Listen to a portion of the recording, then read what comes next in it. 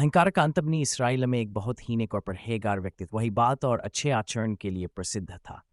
लोग उसकी बहुत इज्जत करते थे और उसकी भलाई की चर्चा हर जगह होती थी। उसी इलाके में एक और व्यक्ति रहता था जिसे लोग बहुत ही बुरा और पापी मानते थे। उसकी बुरी आदतों और गलत कामों के कारण उसे पसंद नहीं करता था। एक दिन उस पापी व्यक्ति ने देखा कि एक इंसान एक खुले मैदान में बैठा हुआ था।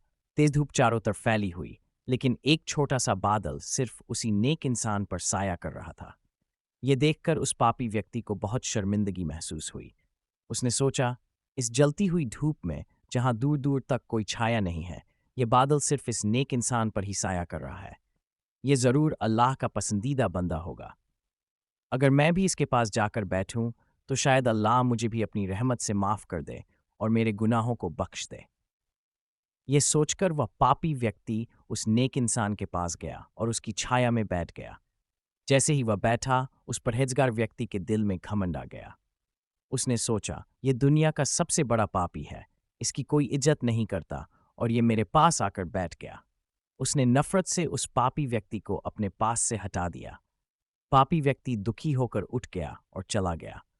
लेकिन हैरत की बात यह थी कि बादल भी उसके साथ चला गया और अब छाया उसी पर पड़ रही थी। फिर उस समय के पैगंबर को अल्लाह की ओर से वही प्रकाशना हुई, इन दोनों को बता दो कि आज से उनके सारे अमाल कर्म नए सिरे से शुरू किए जा रहे हैं।